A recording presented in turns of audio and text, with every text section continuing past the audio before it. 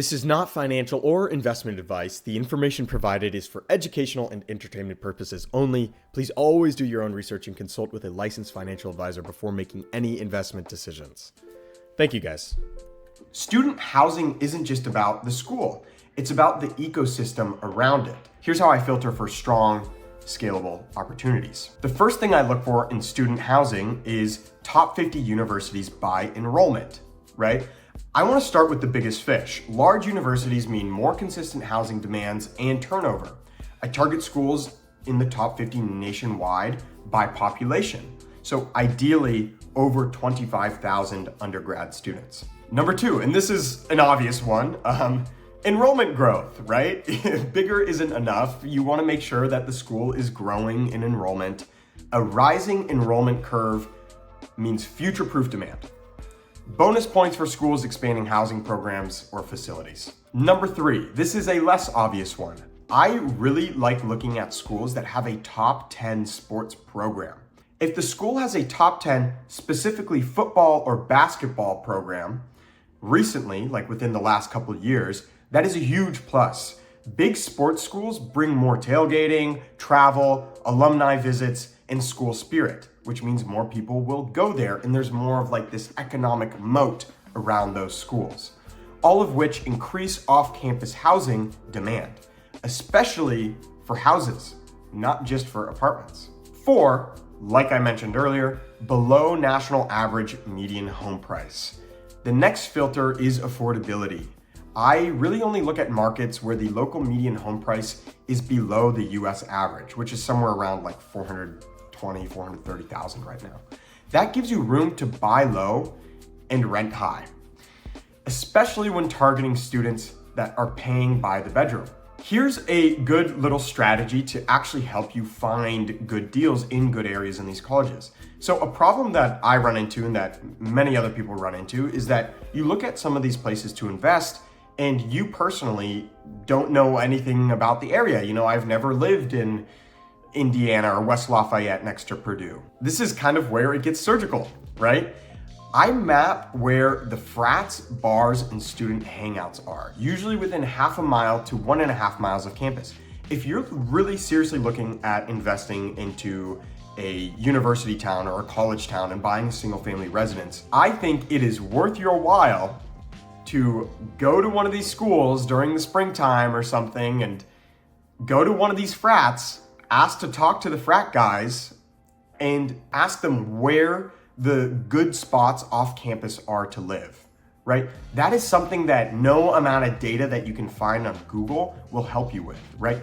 Actually talking to students, finding what the cool blocks are to live on, where the parties happen, stuff like that, because those are the properties that you want to own. There's more demand for them. So once you do that and you know that this block between this block, oh, that's the really cool spot to live, you can start setting up little geo-fences on like, you know, Zillow or Redfin or homes.com. And now every time a home goes up for sale there, you will know, and you will know that that's a good spot to buy in. So you want to set up hyper-local geo-fences in these off-campus pockets. Once something hits the market, you want to know about it first. Now I'm going to kind of break down why I like student housing as an asset class and some of the big players and what they're doing, but I'm going to get into that later. So one, it's high turnover, which means you get more frequent rent adjustments. Turnover isn't a bug, right? It's a feature. Because students typically rent in 9 to 12 months at a time, you get to reprice annually or even faster occasionally.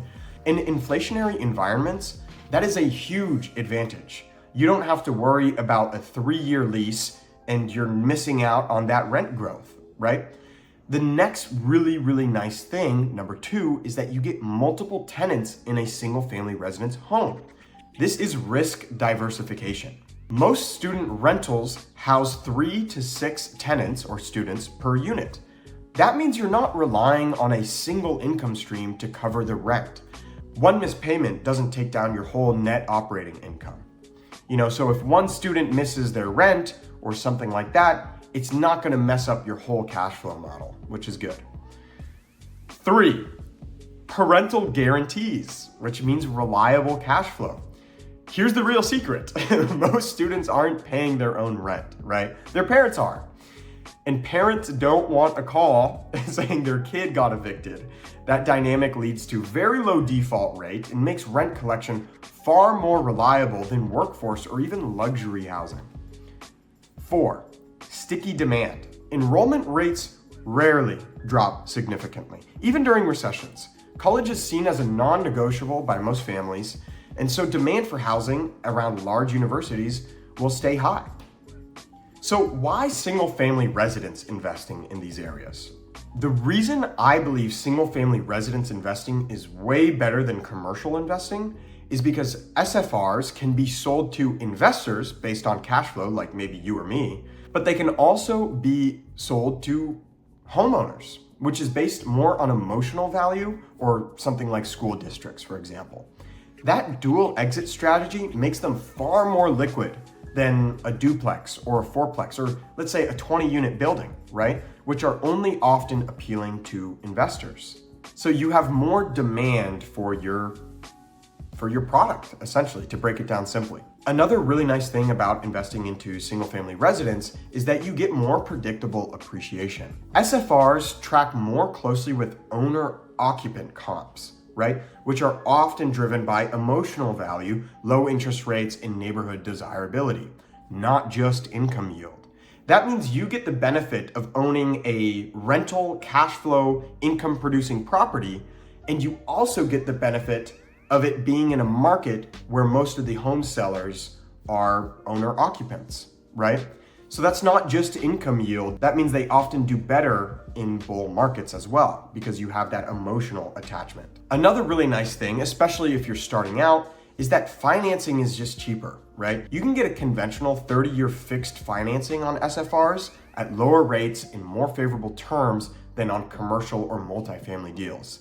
This increases affordability and resale potential for future buyers, boosting long-term appreciation. Number 4, and many of you guys probably have heard about this or know about this, institutional demand is rising, and rising very quickly in the single-family residence market. Funds like Blackstone, Innovation Homes, and Tricon are pouring capital into the SFR space. That demand has turned once sleepy markets into highly competitive, appreciating zones, and also created a floor for liquidity. 5, renters want homes. Post-2020, demand has shifted towards more space, yards, and privacy. Families are willing to pay a premium for single-family residence over apartments, increasing rent growth and NOI, which supports higher valuations. This is the biggest reason that I think the student housing space is still a really, really good spot for opportunity, right?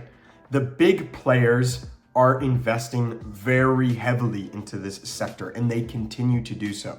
We're not the only ones who see this opportunity, right? In fact, the biggest player in real estate, Blackstone, has been quietly buying up every major student housing REIT. Here's what happened. In 2022, Blackstone acquired American Campus Communities for $12.8 billion. Earlier, they partnered with Greystar to acquire part of EDR. In the UK, they acquired GCP Student Living and IQ Student Accommodation. That's not investing, guys. This is consolidation at a very large level. And here's the kicker. All of this was done through BREIT, which is Blackstone's REIT, right? The Blackstone Real Estate Income Trust.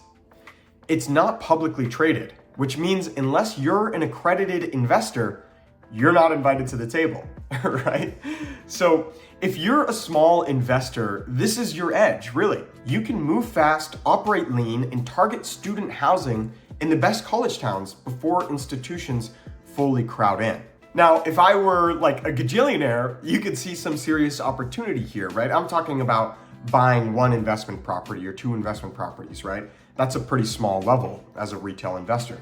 But there are no more public student housing REITs. So I personally believe one of the greatest opportunities out there, right? If you're a big real estate fund guy, you could set up a real estate investment trust, get a bunch of public student housing, and package and kind of sell your entire portfolio to someone like Blackstone, right? Because clearly their appetite is just massive for this market right now. And that really allows for retail investors or your mom and pop landlord to go in, operate lean, like I said earlier, and find opportunities before a lot of these institutions can. So that's pretty much it, guys. These are just really two markets that I wanted to kind of go through and explain and stuff like that. Like and subscribe if you're serious about, like building a real estate portfolio the smart way. Or, leave a comment down below on what you guys think about, especially institutional investors coming in and, buying up all this student housing real estate. How do you feel about that? What's your perspective on that? And yeah, please let me know down in the comments below. I love hearing people's views on it. So thanks so much, guys. I just wanted to take a short video and talk about these filters and qualifiers that I like to use. Again, it's just my personal opinion. And thanks so much. Have a great day. See ya.